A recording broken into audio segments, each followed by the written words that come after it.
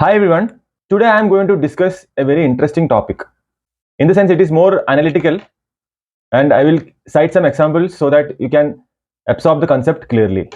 So here, what we are going to discuss is how can you do a mutual fund SIP in place to completely offset the interest which you have paid or which you are bound to pay for a home loan EMI. First, let's understand what is a home loan. So you are buying a flat at say 60 lakhs. So you have done a down payment say for 10 lakhs. Then you have 50 lakhs outstanding. So 50 lakhs, say you are going for a loan. Loan, why you are going for a loan? Because you don't have the money to pay upfront.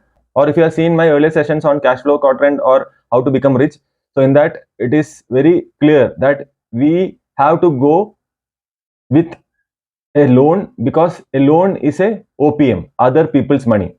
So with this other people's money, we are investing in some asset or in some property, and you are getting cash flow out of that by renting it or doing any other business out of that.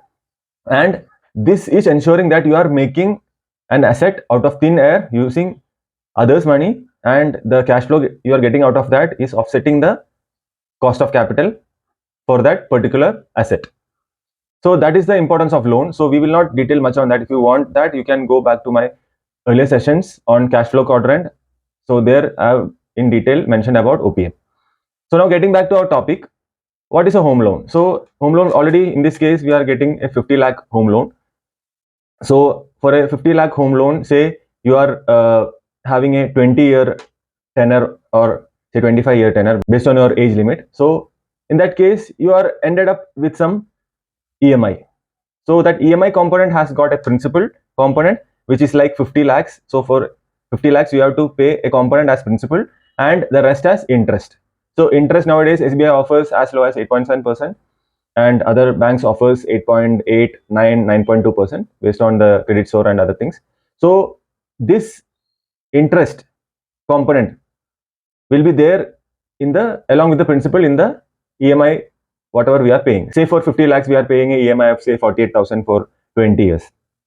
So in that case, this 48,000 initially will have a very small principal component and you have a larger interest component, provided it's not an under construction property. But I prefer to buy under construction properties wherein your disbursement or the construction stages are less, and you can have a larger principal component and lesser interest component, which will help you save some amount going forward.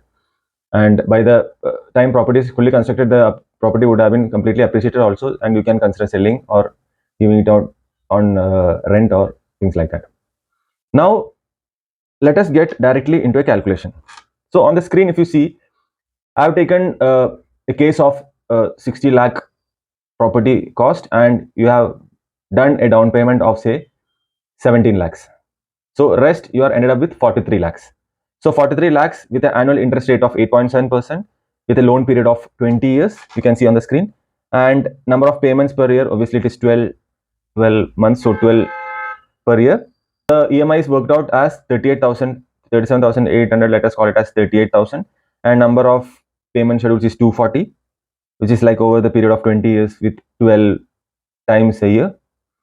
So the total interest paid is around 48 lakhs. So if you see, the original loan amount is 43 lakhs and you end up paying more than what you have taken. So that is 48 lakhs. So 43 lakh is principal and 48 lakh is EMI. So 43 plus 48 is what you have to pay over a period of 20 years, provided you are not foreclosing the loan by paying some extra amounts if you get a bonus or some chunk of money. So we are now talking about a standard loan repayment over a period of 20 years. Now to offset this interest, so here we have paid 48 lakh interest over a period of 20 years. So how to offset that? So simply, there is an instrument here, which again we have discussed in detail in earlier videos, which is nothing but the mutual fund SIP. So select a good mutual fund. So I have already explained how to select a good mutual fund, what are the parameters to be taken care while selecting a mutual fund. So provided you have done all this, and now you have ended up finding a good return or good performing mutual fund. Now on the screen, if you see, there are various cases I have plotted over there. So if you see the first line stands for the amount of SIP, which I am putting monthly into that particular good mutual fund. Say first case is 4,190, so 4,200 rupees. Second case also same. Third case is 35,000, and all the other cases are a mutual fund SIP monthly of 35,000. Now SIP per year is calculated as the 4190 into 12. So that is the SIP per year. So that is something around 50,000. Now the year on year returns have taken a mere 12%. So as you see my earlier videos, there are ways by which you can enhance your mutual fund returns. So it can go as high as 18 to 25% also. But I'm conservatively taking a year on year return of just 12%. That is case 1. And in case of case 2, I have taken a year on year return of 10%. And also I'm taking a first year average return of 5% because you have just started investing, so some contingencies. So because of that, I have taken only 5% for the first year, and second year onwards it switches to 12% in case of first case. And then the increment per year, so it's like you are having in mutual fund, you are having say 4,190 rupees monthly going from your salary. Then you got an increment from your job, or you got some if you're doing a business, then you got a good revenue and profit that year, so you have got a profit increase of say 10% or 8%. So directly convey that 8% into your SIP amount. So 4190 into say 1.08 will give you 8% escalation on the SIP amount. So like that, I have taken a 8% yearly escalation. So every year you keep on increasing it by 8%. So that is how the first column is derived. So if you do like that, and if you have a yearly return of 12%, so you can have a dip of 20% a year, and then next year you can have a 25%, then 30%, then 12% down, so up and down. So I'm not considering that. I'm just flattening it up, and the average return is considered as 12%, which is fairly achievable.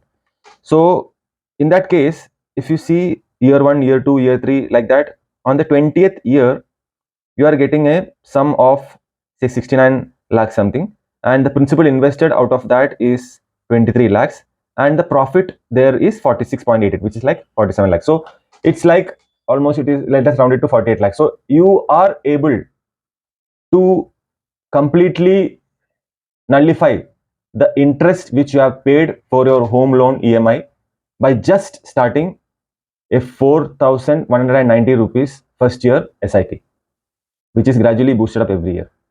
So that is how you can easily offset the effect, and that is the power of compounding, if you see.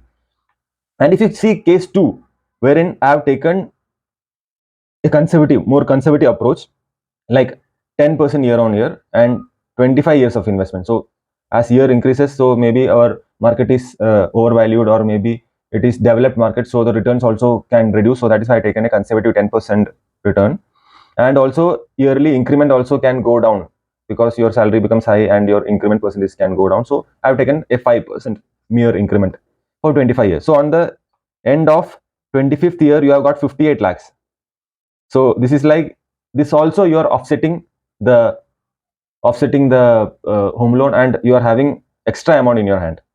And if you make it 30 years, then you can see against 48 lakhs which ends at 20 years, the next 10 years you are ended up with 1.12 crore.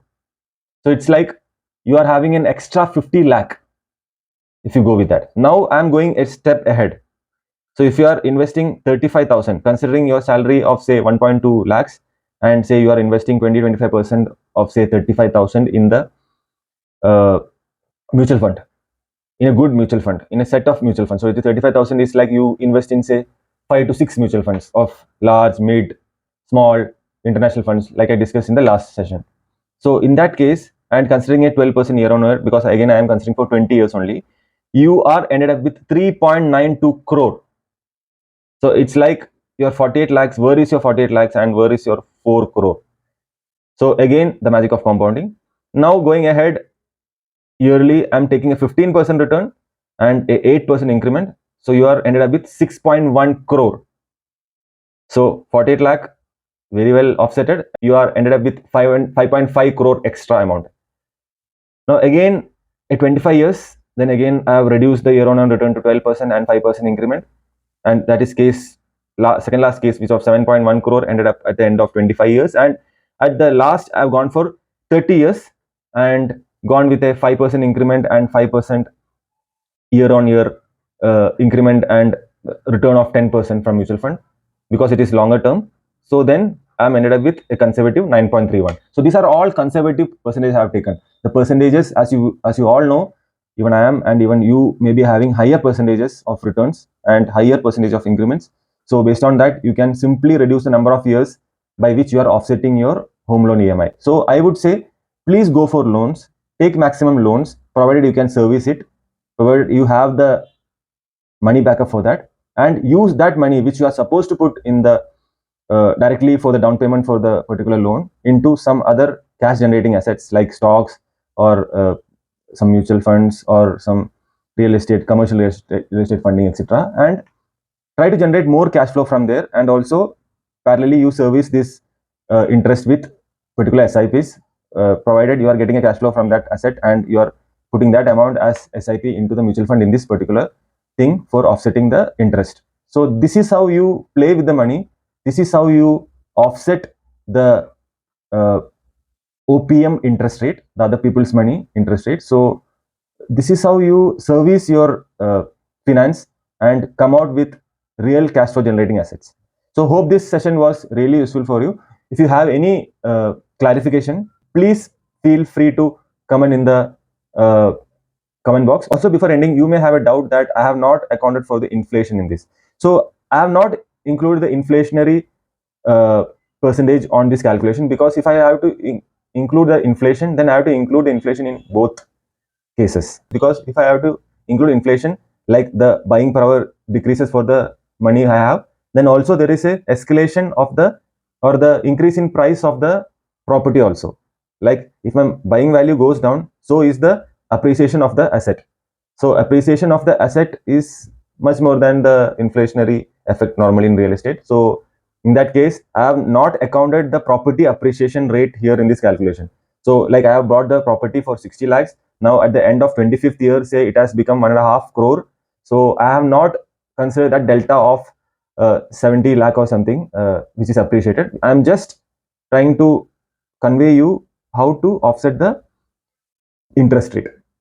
So hope this session really helped you understand the basics of mutual fund and how you effectively apply this power of compounding through SIP in mutual fund to offset the home loan interest and other loans.